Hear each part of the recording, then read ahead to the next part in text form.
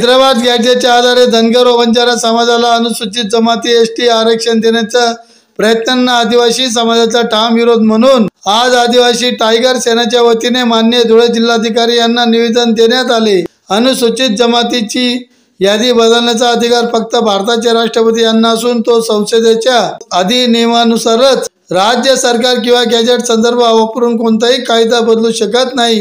हैदराबाद गॅजेटच्या तत्कालीन संस्थानिक पातळीवर एक प्रशासकीय नोंद आहे।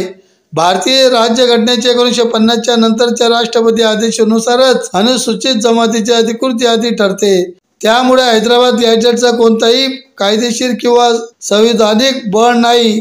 धनगर बंजारा व इतर समाज ऐतिहासिक दृष्ट्या भटक्या आणि इतर मागासवर्गीय PNT OBC म्हणून मान्य आहे। ते समाज स्वतःच्या वेगळ्या इतिहास, संस्कृती, भाषा व परंपरा बाळगतात। त्यांच्या आदिवासी समाजाची कुठलाही ऐतिहासिक व संस्थेत संबंध नाही। असे विविध मागण्यांसाठी आज धुळे जिल्हाधिकारी यांना निवेदन देण्यात आले।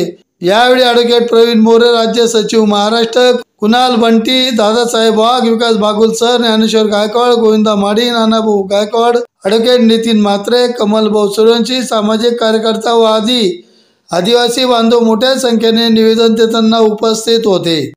बंजारा हटाओ, आदिवासी बचाओ, बंजारा हटाओ, आदिवासी बचाओ। या आदिवासी मध्ये घुसखोरी करणाऱ्यांचा धिक्कार असो, या नकली आदिवासींचा धिक्कार असो, एकलव्य संघटनेचा विजय असो, आदिवासी समाजाचा विजय असो, या घुसखोरी करणाऱ्यांचा धिक्कार असो। डॉक्टर बाबासाहेब आंबेडकरांचा विजय असो, भगवान बिरसा मुंडाचा विजय असो। एक तीर एक कमान, आदिवासी एक समान। बंजारा हटाओ, आदिवासी बचाओ। आदिवासी कौन है? जंगल का शेर है। जो हमसे टकराएगा मिट्टी में मिल जाएगा, जो हमसे जो टकराएगा मिट्टी में मिल जाएगा। या घुसखोरींचा या घुसखोरी करणाऱ्यांच्या या घुसखोरी करणाऱ्यांच्या आदिवासी कौन है? जंगल का शेर है। आदिवासी कौन है? जंगल का शेर है।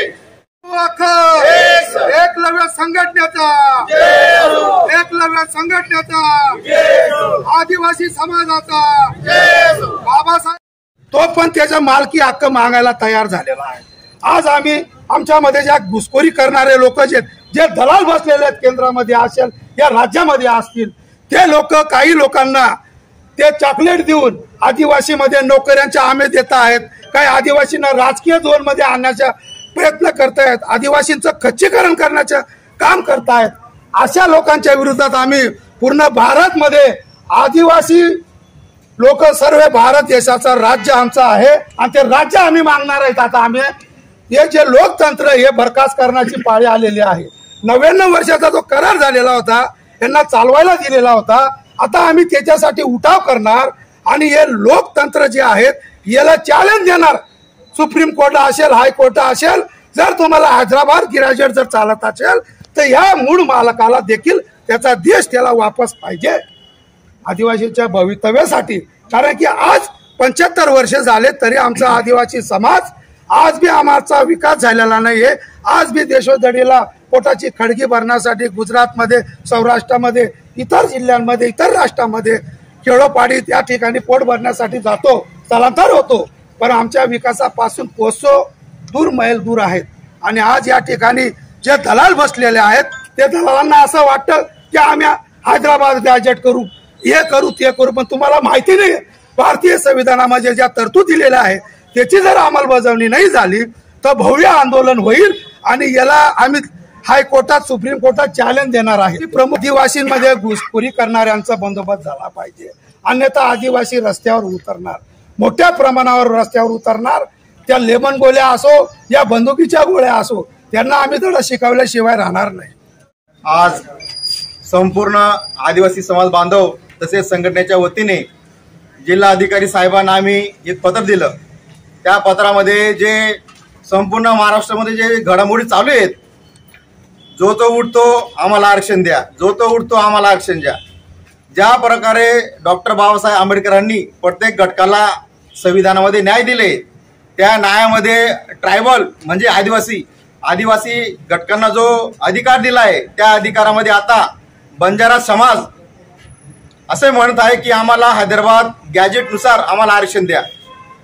आरक्षण नमूद करत असताना कुठलाही समाज म्हणतो की आम्हाला आरक्षण द्या, परंतु संविधानमध्ये ज्या नोंदी केल्या गेल्यात, डॉक्टर बाबासाहेब आंबेडकर असो, जे संविधान सदस्य म्हणून ज्यांनी योगदान दिलं ते म्हणजे आपले डॉक्टर बिरसा मुंडा, तसेच जयपाल सिंग मुंडा यांनी त्या काळामध्ये आपले आदिवासी समाजाची बाजू मांडली.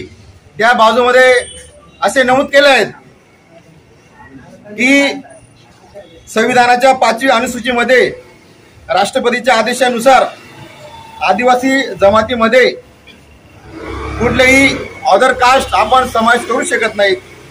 त्यामध्ये असे तरतूद करण्यात आले आहेत की धनगर व बंजारा हे समाज मागासवर्गीय VJNT व OBC मध्ये ठरले जातात. परंतु काही जे राजकारणी बुद्धिजीवी लोक आहेत या लोकांना म्हणतात की तुम्ही आदिवासी समाजाच्या आरक्षणमध्ये तुम्ही समावेश होणार, हैदराबाद या गॅजेटनुसार आम्ही तुम्हाला समावेश करू. त्या लोकांची हे राजकारणी जे बुद्धिजीवी लोक दिशाभूल करतात व हे लोक संपूर्ण महाराष्ट्रामध्ये आंदोलन करत आहेत. परंतु या लोकांना कळत नाहीत की ज्यामध्ये संविधानामध्ये जे नमूद केल्या गेल्या गोष्टी आहेत त्या गोष्टी आता कोणीही चेंज करू शकत नाहीत. म्हणून आम्ही संपूर्ण आदिवासी समाज बांधव यांच्या वतीने आदिवासी समाज बांधवांना समाजाच्या वतीने जिल्हाधिकारी साहेबांना आम्ही निवेदन देण्यात आलो आहोत की बंजारा समाजाला आदिवासी समाजामध्ये तुम्ही समावेश करून घेऊ नका. यासाठी आज आम्ही संपूर्ण आदिवासी बांधवांच्या वतीने निवेदन देण्यात आहेत. तसेच